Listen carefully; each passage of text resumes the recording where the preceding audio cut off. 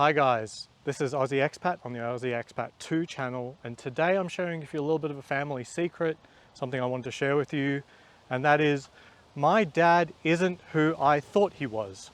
Just kill no discretion, your mind is a weapon. 11-11, it's time for progression.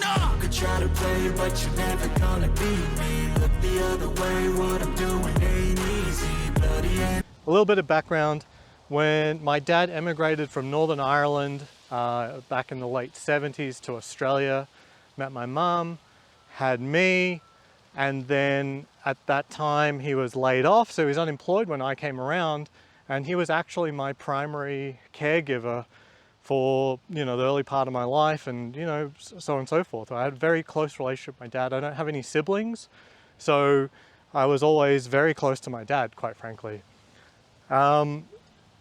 Lo and behold, he had ended up having very serious health issues. He was an older father anyway, but he had bronchitis and asthma. Bronchitis probably exacerbated by smoking for most of his life since about 13. Also had a lung infection when he was very young, which damaged his lung, so he was never in a good position to start off with. But at around the age of 43, he woke up one day and was just in crippling pain. Couldn't really move and was in pain. And that was the condition for the rest of his life. And that's rheumatoid arthritis for you, which is a disease, it's very misunderstood. When people think arthritis, they think, oh, it's, your joints are just no good, but rheumatoid arthritis is an autoimmune disorder where your immune system is attacking your joints. So it's your own immune system fighting against you. So there is actually no cure, and it's cripplingly painful, and it will literally cripple you. It just won't actually kill you. There are very few diseases that I would trade for rheumatoid arthritis. Unfortunately, for people who have that in the family, rheumatoid arthritis is extremely hereditary. It's one of those diseases where you can't get it if you don't have it in your family history. Not absolutely everyone will develop it if they have the genes, but it's relatively reliable, right? It's sort of like a ticking bomb, sort of. It's unknown what triggers it, but it can happen. And I'm 39 now, so I'm looking at the years in which I'm sort of preparing to have my life, quality of life, just flush down the toilet, basically. There are a lot better ways to deal with it now, including not just, say, rampant amounts of painkillers, but there are immunosuppressants which will make you susceptible to other types of diseases. Basically, it's complicated, likely painful, likely crippling, and will not spare you the end result, unfortunately. The only thing it doesn't do is shorten your lifespan, as far as I know. So that's something I've been thinking about a lot, preparing in terms of my life. It's just I might not be able to work forever, so I've obviously tried to build up a nest egg before that time period. And it's also something I've been thinking about with my kid. But anyway, my father died when I was about 15, almost 16. And, that really hurt. But, I love my dad, and what can I say? Unfortunately, with the level of pain that he was dealing with, it probably wouldn't have been better that he lived longer. That really is the reality of rheumatoid arthritis. Suffering for 19 years with it to the end is probably the most that anyone should really endure. Now, more recently, I have had some health issues. Nothing acute, thankfully. I did have blood tests which implied very high levels of iron, unfortunately, which can damage your organs if you get iron overload. So they were looking at another hereditary condition, which is hemochromatosis. It's basically your body doesn't say no to iron. So whatever iron you take in, it goes straight into your blood, and there's no regulation, basically. It's sort of like diabetes, but with iron instead of, blood sugar. So not a great thing. You got to keep an eye on it. There's a way to get on top of it. Now, if you get on top of it, there's no issues. You just keep on top of it. You keep donating blood, dumping that iron out, and keeping an eye on it. You shouldn't suffer the ramification of the iron building up in your organs and hurting them. So I went to a specialist, and basically, yes, I've got high iron levels. The usual reason for that would be hemochromatosis. I looked at my genetic reports, and hemochromatosis isn't actually one of the things listed on my 23andMe. Did an MRI, and I do not have overload of iron in my organs. So it may have just been a temporary thing, thankfully. So I'm going to treat that, just donate blood a couple times and keep an eye on it. But it did get me talking to my mum about the things that are hereditary from my dad. Did he have hemochromatosis, so on and so forth. And he died only at about 62, so the full scope of potential problems from his side of the family is relatively unknown to me. The other thing I'd been tracking is also IQ. Now, this is a really touchy subject, anything to do with IQ, quite frankly, but it is very hereditary. And I've done tests, throughout my life, and let's just say it's high, but I don't estimate my mum or my dad being that high. And what that means is that if that's the case, I'm overperforming, quote unquote, my genetic stock.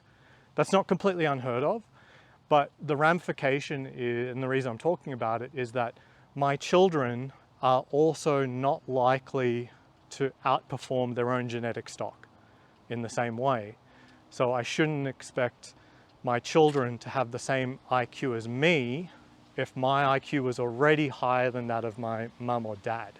That's just sort of how it works out. But if you've got a higher IQ than your mum or dad, it's because you're probably outperforming, and your genetic stock that you pass down doesn't mean you're performing at a high level. They would have to have a same roll of dice and get lucky to get that same level. So I was talking to my mum about all these potential health implications and IQ implications and hereditariness, and I asked my mum, I didn't know Dad very well on like a professional concept, like problem solving. And I said, was Dad smart?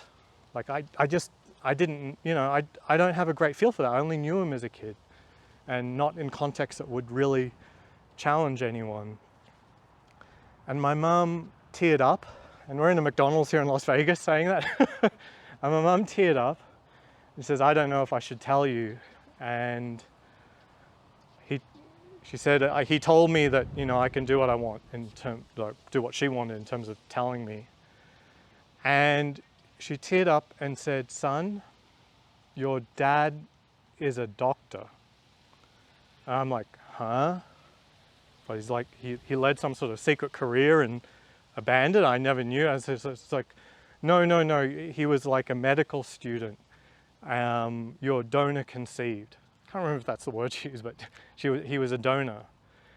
And yeah, that is what it means. My dad was a sperm donor. So the dad I knew growing up wasn't my biological father. And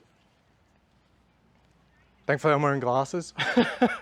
So this is amazing in multiple ways. One, it makes my relationship to the father that I had growing up even more special, knowing that he agreed to do that. Because the story was, back then, he had had a vasectomy before he even met my mum.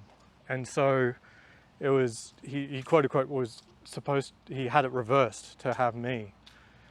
And actually what they decided to do was just to do sperm donation. And so that makes a lot of sense. But it means that what he did for me, even though I wasn't biologically his son, even more special. So it does change my relationship, but it's even more special, I would say. Now, back to the health things. Because I'm donor conceived, I no longer have rheumatoid arthritis hanging over my head. There isn't some day that I will wake up and and be in crippling pain for the rest of my life. It also means that my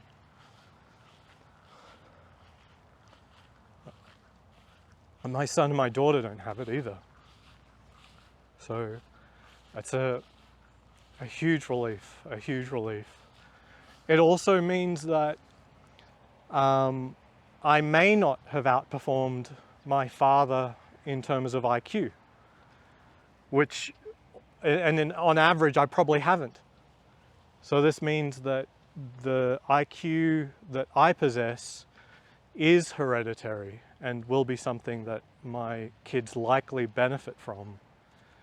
And so there's just so many good outcomes from this. Now, yes, I now have a father that, one, is likely alive, but I don't know anything medically about them. But I wouldn't assume that they have a medical history outside of the average. So while my father didn't have heart disease, my biological father, on average, probably does. You know, that's just the average, right? So I'm in the process now of trying to find my biological father. There's laws in Australia that kicked in back in 2018, meaning, quote unquote, I have a right. So I'm going to figure that all out just to be able to get my medical history. I don't really have much inclination to meet the person.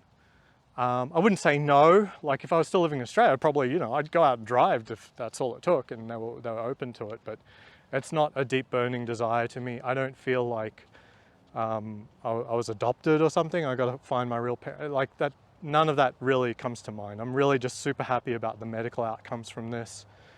And as I said, it really actually does bring even greater context to what my father, who I grew up with, and how special it was, our relationship. Yeah, so yeah, it's kind of wild, age 39, discovering for the first time that your dad isn't who you thought he was. And it's so wild. There are certain things that you feel that are sort of set in stone, and it's, I don't know, it doesn't even feel like I've won the lottery, you know what I mean? It's typically isn't. Hereditariness of certain factors and diseases is something you can't change. So you just learn to live with it, prepare for it. But I've just been given a get out of jail free check with rheumatoid arthritis, and my children too. So, you know, on the scope of diseases, I think it's really one of the worst. The only thing that could be worse are a few of the neuro type diseases. So like say ALS, you know, that's a death sentence, not a good one. You know, maybe like multiple sclerosis, right? Like that would be a bad one. But that being said, I'm sort of past the age where onset of that should have come on. So there's very few diseases that I would trade having a hereditary background for than rheumatoid arthritis, but even though rheumatoid arthritis doesn't literally kill you. Emotionally, as I said, it's interesting, but I had a great relationship with my dad, and I have no interest in going further or down this route. But it is kind of wacky, you know. My father died when I was 15, but lo and behold, there is probably a 62-year-old guy out there right now who's alive. And the way that donation works, and you know, proliferation, this person probably has their own family. I grew up as an only child, and I probably have a large number of brothers and sisters out there. It's just wild to think about. It's like, I have no concept of that. I have no concept of having a brother or sister. I don't know what that would be like. Clearly this isn't the same thing, but it's just crazy. Like my statement of, my father has passed away, I know who my father was, I'm an only child. All these things were completely false. All these things were completely false. So yeah, it's wild stuff. All right, thank you for bearing with me. Until next time, see you around.